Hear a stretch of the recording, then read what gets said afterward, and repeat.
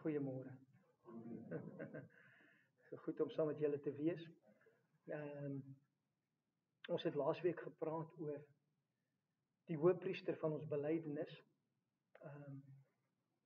Hoe daar in Hebreërs gepraat word van hierdie hoëpriester wat ek en jy nou het in die hemel. En hy is die hoëpriester van jou belydenis. Hy's nie die hoëpriester van enigiets anders nie. Hy is die hoëpriester van dit wat jy sê. Dit is belangrik dat ek en jy dit verstaan. Vanmôre wil ek met u praat oor geloof wat vashou of geloof wat uithou of geloof wat staande bly. En ek wil vanmôre praat uit die lewe van Petrus. Ek weet nie of daar baie van ons is wat kan identifiseer met die lewe van Petrus nie, maar ek weet vir myself, ek kan. Daar was tye wat ek uit die boot uitgestap het in geloof en 'n paar tree gegaan het en gesink het. En God moes my help. Ek weet nie van u nie. Miskien is daar van ons wat nog nooit uit die boot uitgeklim het nie. Maar ek is een van daai wat toe ek gered was, het ek was soos hulle die evangelie of die Pinkstermense praat. Hy was aan die brand. Ek was aan die brand vir die Here. Kyk en daai vlam het nog nooit uitgegaan nie. Hy's nou net bietjie meer beheer as wat hy daai was.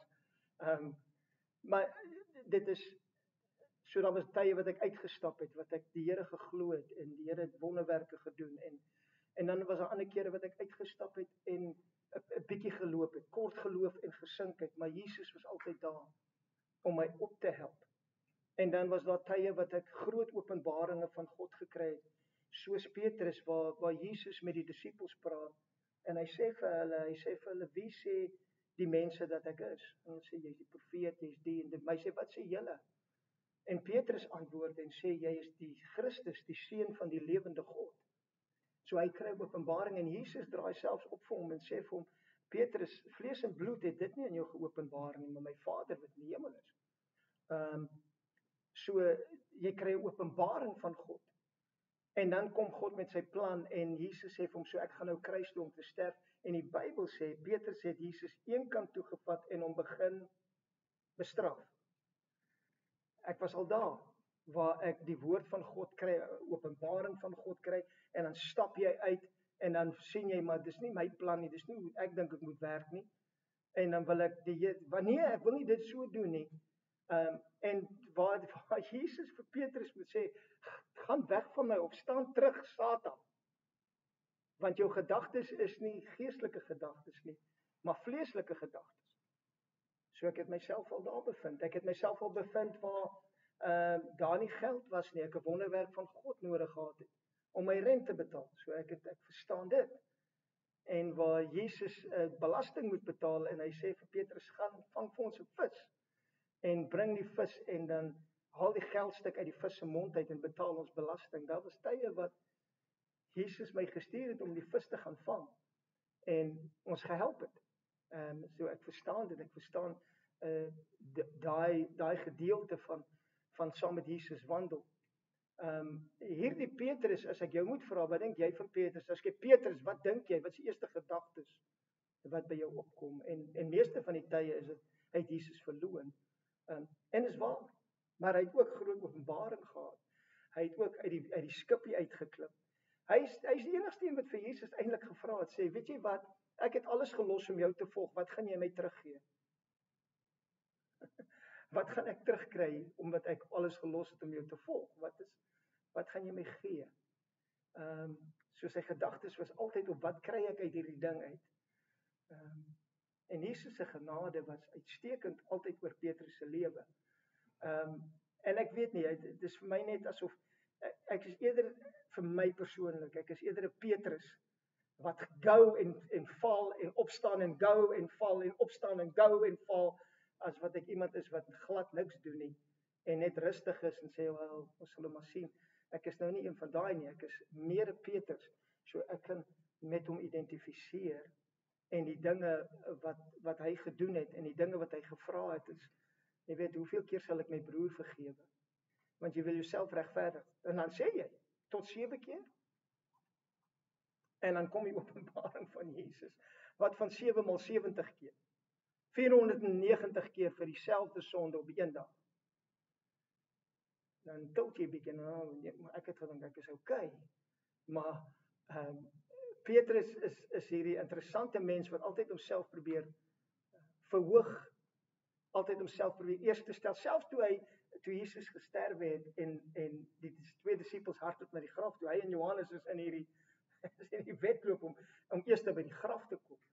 Johannes hardloop vir Petrus weg, hy kom eers by die graf en hy stop en hy gaan nie in die graf in nie. Petrus, wat doen hy? Hardloop reg verby, reg in die graf in. Hy sê, maak nie saak oor jou nie broer, ek is hier vir my, waar is hy? Waar is die Christus? So jy sien hier die verhouding, en selfs in die verhouding, in die openbaring, verstaan Petrus nie regtig wat om te doen met hierdie Jesus nie. Want jy kry die berg van verheerliking, en hier's Petrus, en twee van die ander disippels, en Moses verskyn, en Elia verskyn, en hier's Jesus, en hulle word soos lig, en hulle loop rond, en wat is Petrus se reaksie? Kom ek bou vir jou 'n huisie hierso. Waarvan praat jy? Kom ek bou gou vir julle huisie. Kom, dan hou ons julle hier, dan weet ons wat aangaan. So daar's baie identifikasie met hierdie Petrus. En ek wil graag vir u lees, as jy nou vir hom moes bid, as ek nou vir jou sê, ek wil hê jy moet vir Petrus bid, wat sal jy bid? Wat sal ek bid? En selfde ding, as ons vandag moet vra, Jesus bid vir my. Wat sal Jesus vir jou bid? Wat sal sy woorde wees vir jou? Ek het vanoggend vir die diens begin en gesê, hy ken jou beter as wat jy jouself ken. Ons is 'n oop boek voor hom. Wat sal hy vir ons bid? En dit is vir my interessant, en ons gaan saam lees. As jy die Bybel het, dan maak ons oop. Ek dink is Lukas 22.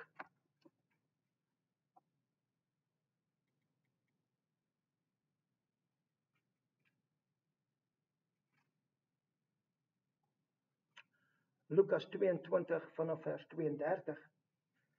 En die Here sê vir Petrus, Simon, Simon, kyk, die Satan het vurig begeer om julle soos koring te sif. Wie sal ek om na posisie te wees? Die Satan het vurig begeer om jou soos koring te sif.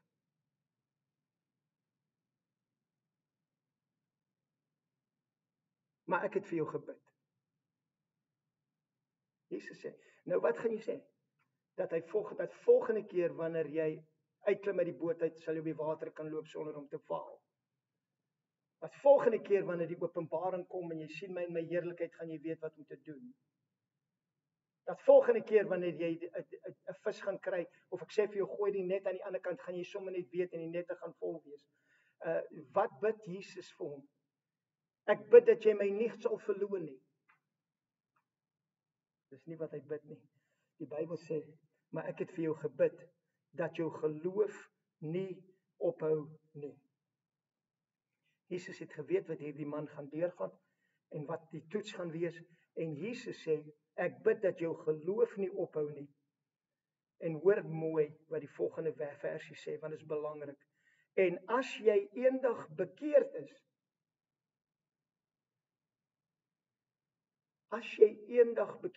dit beteken hy is nog nie bekeerd nie. Dit beteken dat nog nie omkeer in sy lewe gekom nie. Dit beteken daai opstandingslewe waarvan ek en jy Sondag in Sondag uitpraat, het nog nie in sy lewe het nog nie ervaar nie.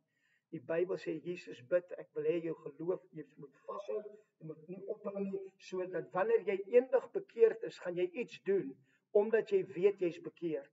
Wat is die reaksie? Jy moet jou broeders versterk.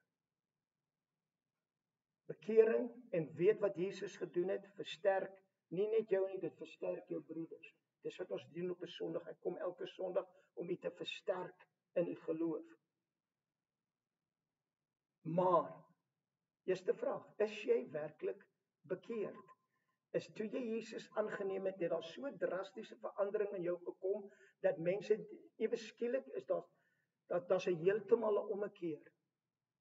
En wanneer jy kyk in Petrus se lewe, is jy heeltemal 'n ommekeer.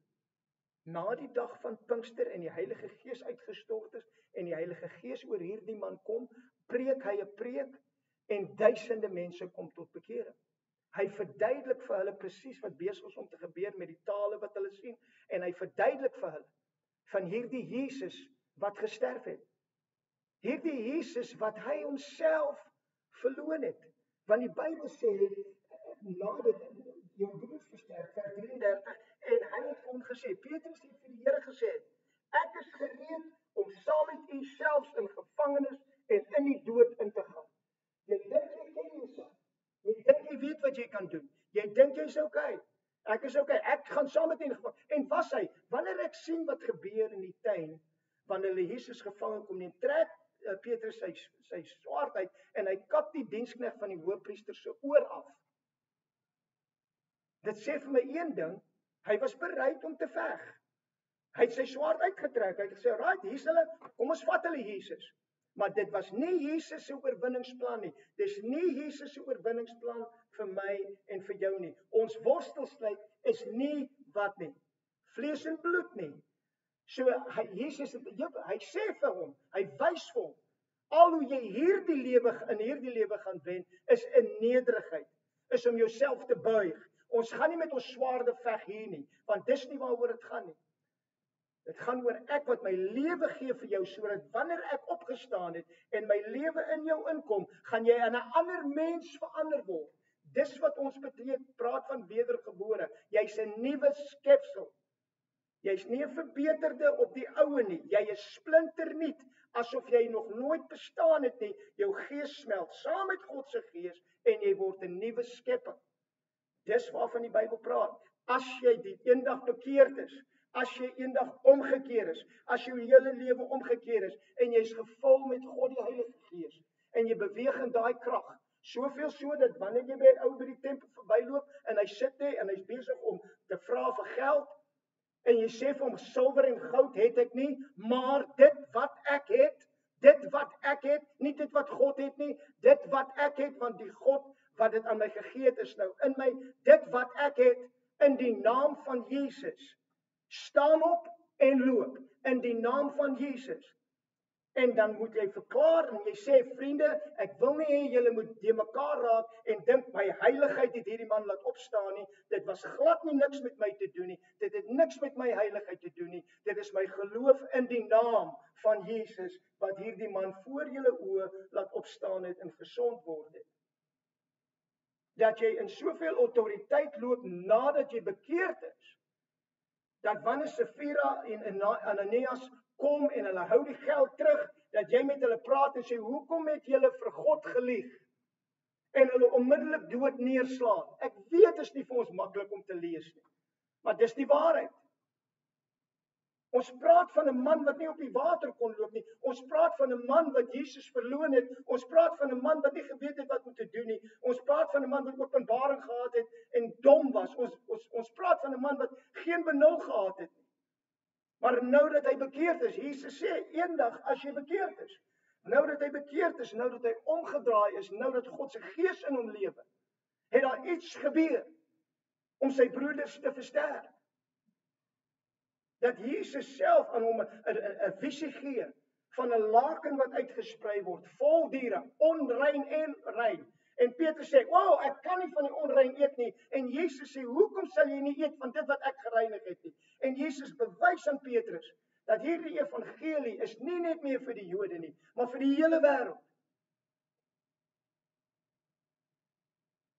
Dat jy in 'n tronk sit, besig om te wag om gedood te word, en die kerk is besig om vir jou te bid, en 'n engel kom en breek jou uit die tronk uit.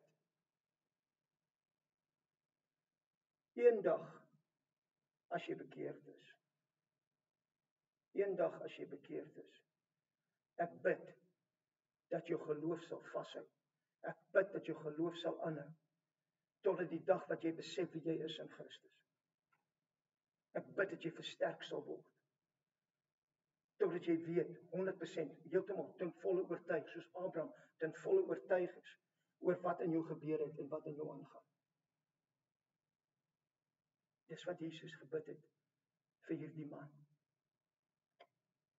Nie dat hy op die water sal loop nie.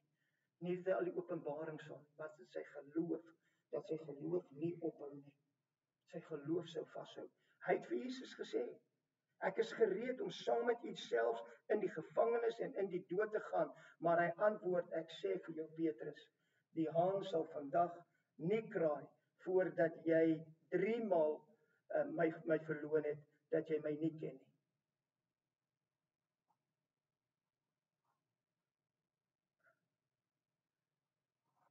Ons vra nie die vraag.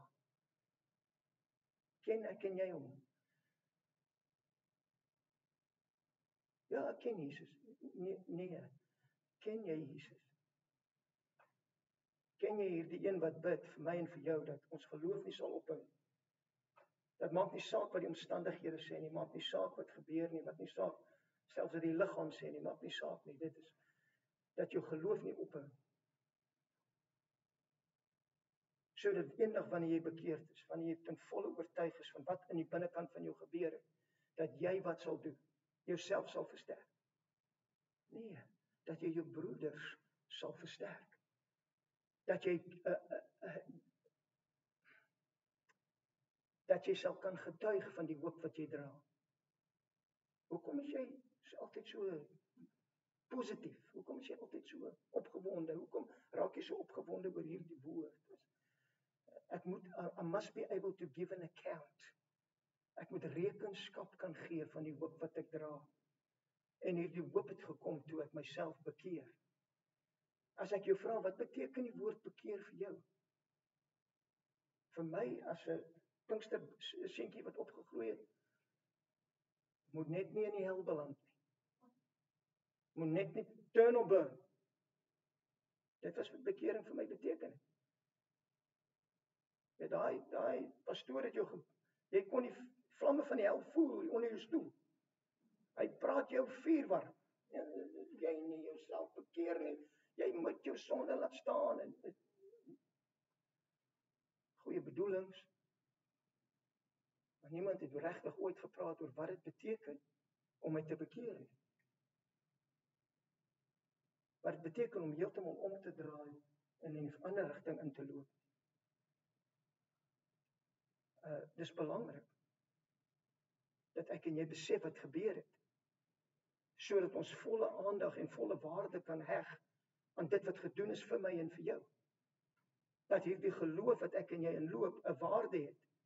Dit beteken iets vir my. Dit is meer kosbaar as goud, dit is meer kosbaar as silwer, dit is meer kosbaar as die lewe self. Geloof. Petrus het gedink hy sal nie Jesus verloon nie. Hy was sterk in homself. Hy het geweet ek is okay. Al moet ek het die swaard uitgepluk, al moet ek saam met jou sterf, al moet ek saam met jou gevangenis toe gaan, al moet ek is vol van myself, vol van wat ek kan doen. Ek weet jy probeer my help, maar weet jy wat, ek het nie regtig jou hulp nou nodig nie, ek is besig om dit my manier te doen. Ek is uitverkoop aan my manier. Ek en u saam.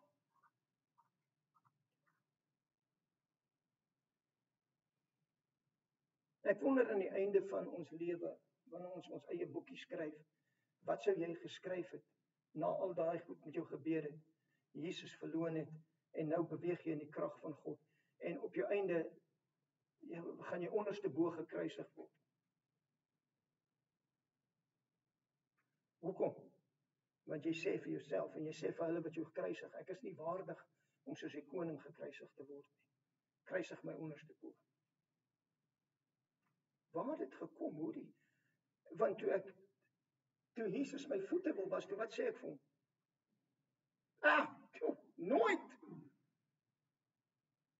En toe hy aandring, laat ek jou voete was, sê, okay, was hom my hele liggaam. Dis Petrus, is alles of niks, doen dit, maar was die hele ding, as jy my gewas, was die hele ding. Ek wonder as jy aan die einde kom, en jy moet skryf aan iemand, wat sal jy skryf? Kom ek lees vir u en lees saam met my in 1 Petrus, sy boek. 1 Petrus 1, vers 7, sê die Bybel, daarin verheug julle, al word julle nou, as dit nodig is, 'n kort tydjie bedroef onder allerhande beproewinge. Sodat die beproefdheid van julle geloof, wat baie kosbaarder is as goud wat vergaan, maar deur die vuur gelouter word, bevind mag word, tot eer en heerlikheid by die openbaring van Jesus Christus.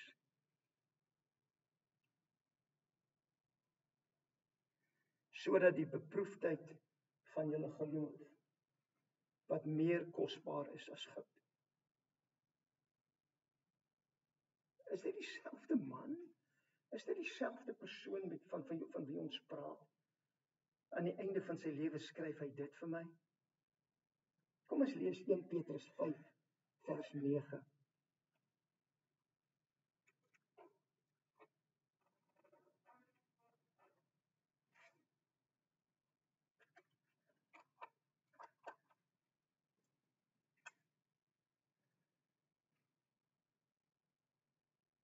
Vanaf vers 5.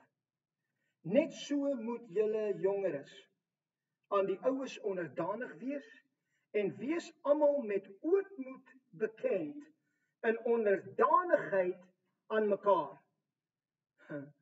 Luister mooi wat skryf hierdie man, hierdie Petrus. Want God weerstaan die hoogmoediges, maar aan die nederiges gee hy genade. Enigiemand anders kon dit geskryf het. En dit sou dalk sin gemaak. Hierdie man was een van die hoogmoedigste. Ek sal saam met jou sterwe. Ek ken myself. Ek weet wat ek kan doen. Ek is in staat. Ek sal op die water loop. Ek sal die vis. Ek kan alles doen. Hy is die een wat vir my en jou skryf. Hy is die een wat vir my en jou skryf. God weerstaan. Hy weerstaan die hoogmoediges. Maar in die nederiges gee hy genade. Kom by Petrus op 'n plek en hy sê vir my, jy my waarlik lief, vir hom 3 keer. Petrus raak baie omgekrap hoor. Jy weet alles. Hy sê vir hom, jy weet alles. Jy weet ek het jou lief.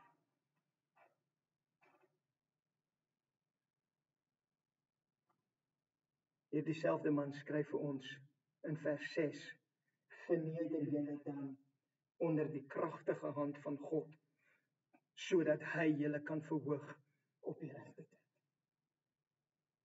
Ek wonder of hy sy les geleer het. Ek wonder of ek en jy ons les geleer het. As ek en jy ons lewe moet lewe, as ons lewe moet meet, as ek en jy die laaste verse moet skryf, hoe lyk dit?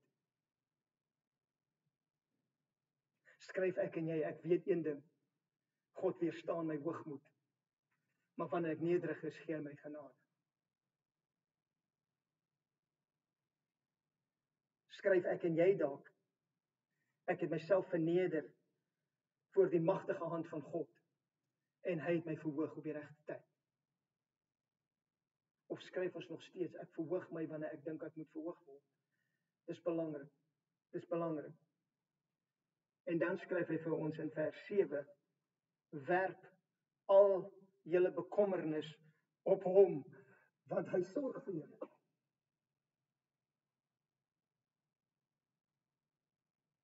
Hy sê nie staan daar nie, en God sal al jou bekommernis op hom werp. Staan jy net nie, en God sal al jou bekommernis by jou kom vat nie. Is dit wat die Bybel sê? Is dit wat die Bybel leer? Dis vir my verstommend, hoe ons weet wat God gedoen het, maar ons weet nie wat ons moet doen. Dis belangrik dat jy verstaan die rol wat jy speel in die werking van God die Heilige Gees in jou lewe. Hier sê hy vir my wat jy met jou bekommernis moet doen. Dit help nie, ek sê vir God, ek is so bekommerd nie, ek weet nie wat om te doen nie, as u net my bekommernis verstaan nie, dis nie wat die Bybel sê, jy moet met bekommernis doen nie. Wat moet jy met bekommernis doen? Praat. Jy moet hom werp. Jy moet hom werp. Wie moet hom werp? Jy moet hom werp. Jy moet die bekommernis vat en jy moet hom werp. Waar moet jy hom werp? Hy sê vir ons, op hom, op Jesus. Vat jou bekommernis en werp dit op hom, want wie is besig om vir jou te sorg? Jy. Ek wonder of die man sy les geleer het dat aan die einde van sy lewe skryf hy vir my en vir jou werk al. Nie party nie, draai jy 'n paar, draai jy 30%, gee hom 70%, of draai jy 80 en gee hom 20 nie. Werk hoeveel van jou bekommernis? Hoeveel? Al. Werk al jou bekommernis op hom, want hy sorg vir jou. Wees nugter en waaksaam, want julle teestander die duiwel loop rond soos 'n brullende leeu en soek wie hy kan verslind. Wat het Jesus vir hom gesê in Lukas 22? Die Satan kom om jou soos kaf te sif. Ek wonder of hy sy les geleer het. Want nou dat hy verstaan sy verhouding met Jesus Christus, wat Jesus gedoen het, die koning van die konings, en hoe die opstandingslewe van Jesus in hom ingetrek het, en hy sê nou my verantwoordelikheid is, ek doen niks meer uit myself nie, ek werk al my bekommernis op hom. En dan wanneer die vyand kom om my te sif, en my te soek, en my te wat, en my te aanval, soos 'n brullende leeu, hy loop rond soos 'n brullende leeu, op soek na wie hy kan verslind. Dit beteken hy kan nie almal verslind nie, dit beteken hy is nie 'n brullende leeu nie, hy is soos 'n brullende leeu, en dit beteken ek kan teen hom teenstand bied, ek kan waak, en ek kan nugter wees, en ek kan hom teenstaan. Staan hom teen. Wees nugter en waaksaam, want julle teestander die duiwel loop rond soos 'n brullende leeu en soek wie hy kan verslind. Hom moet julle teestaan. Hoe staan jy hom teen? Wat het Jesus vir Petrus gebid? Hom moet julle teestaan, staan vastig in die geloof.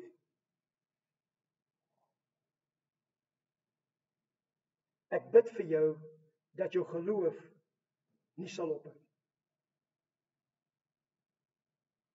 Hy kon gebid het dat jy op die water loop, hy kon gebid het dat jy al hierdie ander dinge doen, dit was nie die belangrikste deel nie, want eendag, as jy bekeerd is, en jy besef wat gebeur het aan die binnekant van jou, en jy weet wie ek is, en jy het jouself verneder, en jy is besig om al jou bekommernisse op my te werp, want jy weet ek sorg vir jou, en dan wanneer die vyand kom om jou te sif, en te kyk wat's in jou, gaan hy niks in jou vind nie, want jy lewe nie meer nie, jy is saam met my gekruisig, en die lewe wat jy nou in die vlees lewe, lewe jy in die geloof in my, in die Seun van God, wat jou lief gehad het en homself vir jou oorgegee het.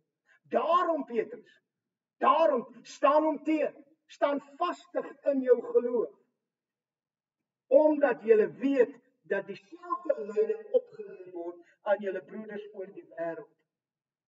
En dan sê hy, en mag die God van alle genade self, homself, wat ons geroep het tot sy ewige heerlikheid in Christus Jesus, nadat ons 'n kort tydjie gelei het, julle volmaak, bevestig, versterk en grondwys. 3 dinge wat God vir my en jou wil doen. Hoe doen hy dit? Jy staan vastig in die geloof. My geloof het nie opgehou nie.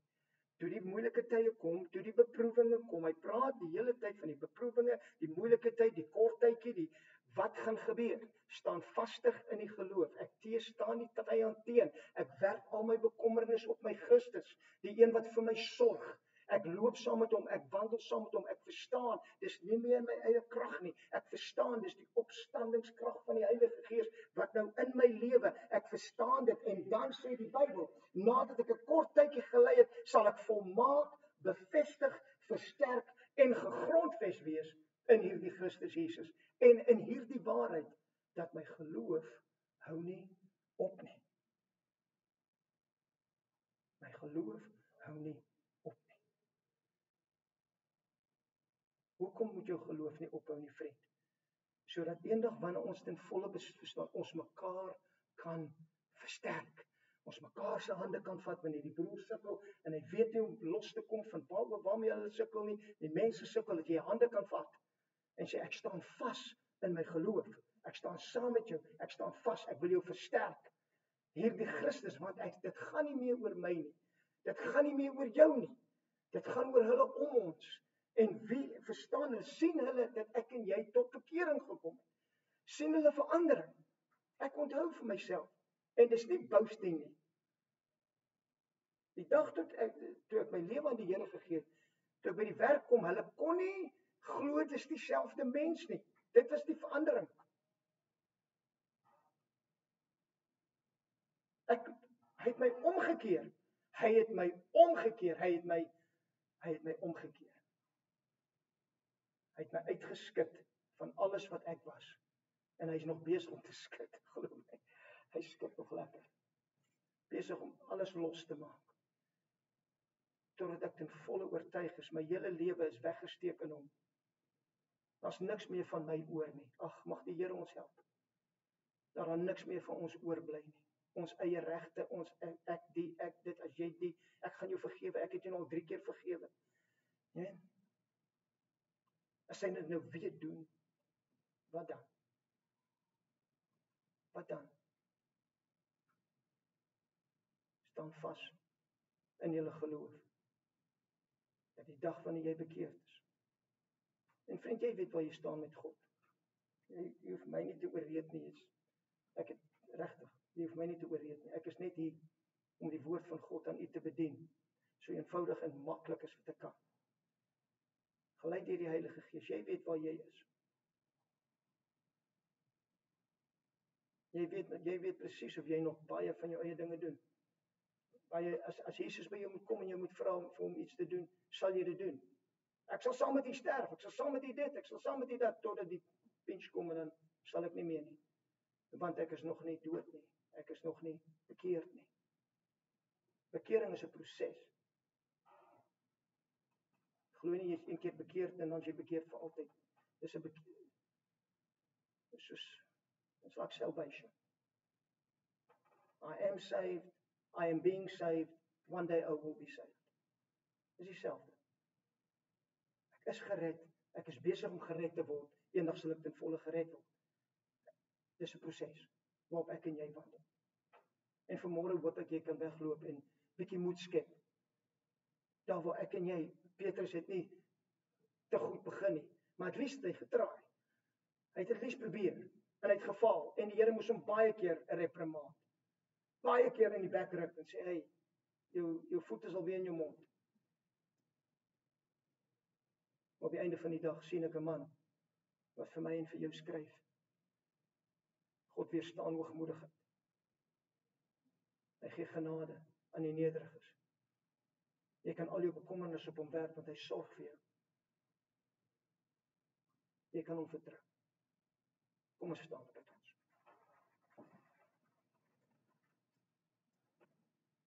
Vader, ons dankie dat u sê vir ons, u woord is vir ons gegee, nie net as inspirasie nie, maar ook vir ons voorbeeld geskryf, sodat ons wat nou in hierdie lewe, ons lesse kan leer.